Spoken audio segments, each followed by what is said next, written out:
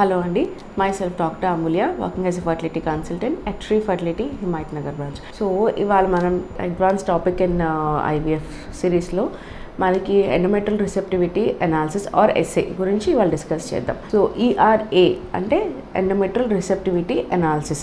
ఈ endometrial receptivity analysis అంటే ఏంటి, అసలు ఎవరికి చేస్తారు, అసలు ఎందుకు చేస్తారు, ఎలా చేస్తారు, దాని రిసెప్టివ్ రిజల్ట్స్ వచ్చినప్పుడు దాని రిపోర్ట్ని మనం దాన్ని బట్టి ఎలా అర్థం చేసుకోవాలనే విషయం గురించి ఇప్పుడు డిస్కస్ చేద్దాం. సో మనకి ఒక కపుల్ ఐవీఎఫ్కి వెళ్ళినప్పుడు ఇక్సీ ద్వారా కానీ ఐవీఎఫ్ పద్ధతి ద్వారా కానీ ఎంబ్రియోస్ అనేది ఫామ్ అయినప్పుడు వచ్చిన ఎంబ్రియోస్ని మనము ఎంబ్రియో ట్రాన్స్ఫర్ ద్వారా సర్టన్ పీరియడ్లో మనం లోపల అనేది పెట్టడం జరుగుతుంది. సో ఈ ఎంబ్రియోస్ అన్నవి పెట్టినప్పుడు ఫామ్ అయిన ఎంబ్రియోస్ అన్నిటిలో ఎన్యూప్లాయిడీ రేటు యూప్లాయిడీ రేట్ అని ఉంటాయి. So most of the embryos 100% ఎంబ్రియోస్లో 80% మాత్రం ఎన్యూప్లాయిడ్ రేట్ ఉంటాయి. సో 20% మాత్రమే మనకి యూప్లాయిడ్ రేట్, అంటే సక్సెస్ ఇచ్చే ఎంబ్రియోస్ ఓన్లీ 20% మాత్రమే మనకి ఉంటాయి.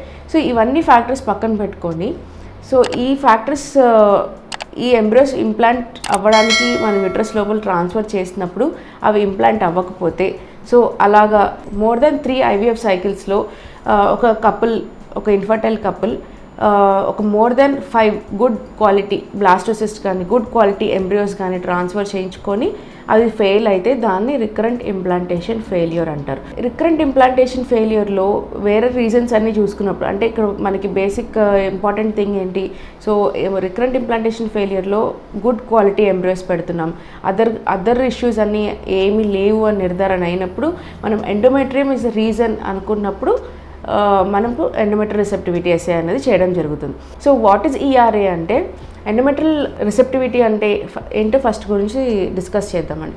సో మనకి ఇది చాలా ఇంపార్టెంట్ టాపిక్, చాలా రీసెర్చ్ అనేది జరుగుతుంది మనకి ఎండోమెట్రియల్ రిసెప్టివిటీ టైం గురించి దాని గురించి. కానీ ఎవ్రీ మంత్ మెన్స్ట్రల్ సైకిల్ టైంలో ప్రతి day is not receptive for the embryo అండి. అంటే ఎంబ్రియో ఏ రోజు పెడితే ఆ రోజు అతుక్కోవడానికి అట్లా కాదు.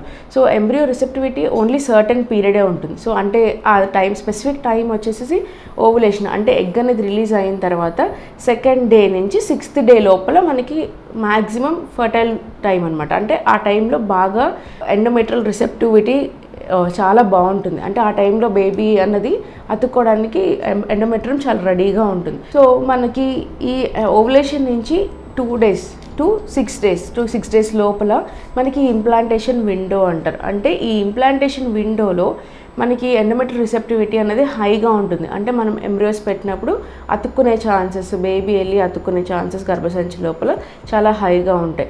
సో ఈ ఆర్ఐఎఫ్ పేషెంట్స్, అంటే రికరెంట్ ఇంప్లాంటేషన్ ఫెయిలియర్ పేషెంట్స్లో మనం ఇరా టెస్ట్ చేయాలనుకుంటున్నప్పుడు మనం ఏం అర్థం చేసుకోవాలి అంటే, మనకి నార్మల్గా ఇంప్లాంటేషన్ అవ్వాలి అంటే 255 జీన్స్ అన్నది ఎండోమెట్రియంలో ఎక్స్ప్రెస్ అవుతూ ఉంటాయి. సో వీటిని స్టడీ చేయడానికి ఈఆర్ఏ చేస్తామన్నమాట.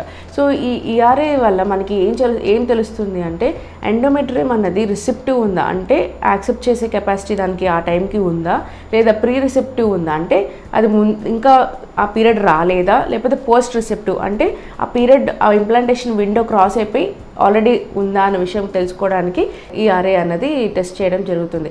సో మనం అర్థం చేసుకోవాల్సిన విషయం ఏంటి అంటే, ఎలా ప్రిపేర్ చేస్తాం ఈఆర్ఏ టెస్ట్కి అంటే సేమ్ అండి. సో ఎండోమెట్రియల్ ట్రాన్స్ఫర్కి ఎలా అయితే మనము సప్లిమెంట్స్ ఇచ్చి, మనము హార్మోన్ రీప్లేస్మెంట్ ఇచ్చి, either న్యాచురల్ సైకిల్ కానీ హార్మోన్ రీప్లేస్మెంట్ థెరపీ ద్వారా కానీ మనం ఎండోమెట్రియం ప్రిపేర్ చేసినట్టు ప్రిపేర్ చేసి, సో ప్రొజెస్ట్రాన్ టైమింగ్ చూసుకొని ప్రొజెస్ట్రాన్ స్టార్ట్ చేసిన 5th డేలో మనకి టెస్టింగ్ అనేది చేయడం జరుగుతుంది. అది ఆఫీస్ ప్రొసీజర్ లాగా, పెయిన్ ఏమి ఉండదు, జస్ట్ ఒక బయోప్సీ లాగా ఎండోమెట్రియం స్క్రాచ్ చేసి దాని టెస్టింగ్ అనేది పంపించడం జరుగుతుంది. సో మనకి ఈఆర్ఏలో ఏం స్టడీ చేస్తారు అంటే, ఎండోమెట్రియంలో ఉన్న 255 జీన్స్లో మనకి ఈ ట్రాన్స్క్రిప్టోమిక్ ప్రోటీన్ ఎక్స్ప్రెషన్ని స్టడీ చేయడం జరుగుతుంది. అది ఒక నెక్స్ట్ జనరేషన్ సీక్వెన్సింగ్ అనే టెక్నిక్ ద్వారా చేయడం జరుగుతుంది. సో ఇది వచ్చేసేసి ఓన్లీ ఒకటే ఒక కంపెనీ ఉందండి, ఇగ్నోమాక్స్ అని చెప్పి, అది మనకి స్పెయిన్లో ఉంది.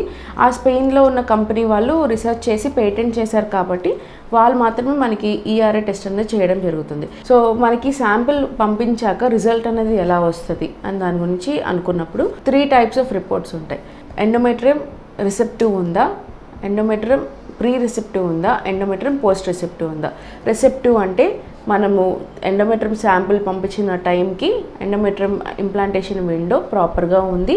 సో ఆ టైంలో ఇంప్లాంటేషన్ కెపాసిటీ ఎండోమెట్రియంకి ఉంది అని దాని మీనింగ్. సో ప్రీ రిసెప్టివ్ అంటే మీనింగ్ అంటే endometrium 5th day after progesterone మనము పంపించినప్పటికీ ఇంకా ఆ స్టేజ్కి, ఆ ఇంప్లాంటేషన్ విండో ఉన్న స్టేజ్కి ఇంకా రాలేదు అని దాని మీనింగ్. సో పోస్ట్ రిసెప్టివ్ అని మీనింగ్ ఏంటి అంటే ఆ ఇంప్లాంటేషన్ విండో క్రాస్ అయిపోయి, ఆ 5th డే కంటే క్రాస్ అయిపోయి ఇంకా దూరం వెళ్ళిపోయింది అని అర్థం. సో ఈ రిపోర్ట్ని బేస్ చేసుకొని ఈఆర్ఏ వల్ల మనం ఏం చేస్తాం, ఎండోమెట్రియల్ రిసెప్టివిటీ అనాలిసిస్ వల్ల మనం ఏం చేస్తాము అంటే personalised embryo transfer. So personalised embryo transfer అంటే ఏంటి, మన దగ్గర ఉన్న బ్లాస్టోసిస్ట్ని ఈ రిసెప్టివిటీ స్టేటస్ ప్రకారం దాన్ని లోపల ఎంబ్రియో ట్రాన్స్ఫర్ చేయడమే మనకి పర్సనలైజ్డ్ ఎంబ్రియో ట్రాన్స్ఫర్. సో మనకి రిపోర్ట్లో ప్రీ రిసెప్టివ్ అని వచ్చింది అనుకోండి, ప్రీ రిసెప్టివ్ ఎండోమెట్రియం వాళ్ళు అవర్స్తో సహా ఇస్తారండి. అవర్స్, ఎన్ని అవర్స్ ప్రీ రిసెప్టివ్ ఉంది, ఎన్ని అవర్స్ పోస్ట్ రిసెప్టివ్ ఉంది అని చెప్పి టైమింగ్ ఇస్తారు. సో ఈ ప్రీ రిసెప్టివ్ అని వచ్చినప్పుడు మనం ఏం చేస్తాము, సో ఈ డే 5 ఎంబ్రియోస్ని మనము డే 6 ఆఫ్ సైకిల్ కానీ డే 7 ఆఫ్ సైకిల్ కానీ ట్రాన్స్ఫర్ చేసుకోవడం జరుగుతుంది. సో ఒకవేళ మనకి పోస్ట్ రిసెప్టివ్ వచ్చింది అనుకోండి, ఈ డే 5 ఎంబ్రియోని డే 3ని ట్రాన్స్ఫర్ చేసుకోవడం జరుగుతుంది. సో దాన్ని బట్టి మనకి సక్సెస్ రేట్ అనేది కొంచెం ఇంప్రూవ్మెంట్ ఉంటుంది. నెక్స్ట్ ఇంపార్టెంట్ థింగ్, ప్రతి ఒక్క ఐవీఎఫ్కి వెళ్ళే కప్పులు చేయించుకోవాలా అని చాలామందికి డౌట్స్ ఉంటాయి. సో ప్రతి ఒక్క కప్పుల్కి అవసరం ఉండదండి. ఇట్ ఈస్ అ లిమిటెడ్ పాపులేషన్కి, అంటే ఎవరైతే ఆర్ఐఎఫ్ ఇష్యూస్ అంటే రికరెంట్ ఇంప్లాంటేషన్ ఫెయిల్యూర్ ఇష్యూస్తో ఉన్న వాళ్ళు, ఎవరైతే మనకి మనం బిలీవ్ చేస్తాం endometrium is the only reason for RIF అనుకున్నప్పుడు ఇలాంటి వాళ్ళలో మనకి చేయడం జరుగుతుంది. ఈ టెస్టింగ్ మనం స్పెయిన్కి ఓన్లీ 1 పేటెంటెడ్ ల్యాబొరేటరీకే పంపిస్తాం కాబట్టి దాని ప్రైసింగ్ వచ్చి 50 to 70K మిడిల్లో ఉంటుంది. So and next, it is not advisable for every one. In case మీకు ఏదైనా ఇష్యూస్ ఉన్నాయంటే you can discuss with your fertility medicine consultant, talk about the advantages and disadvantages about the procedure, and you can go forward. Thank you.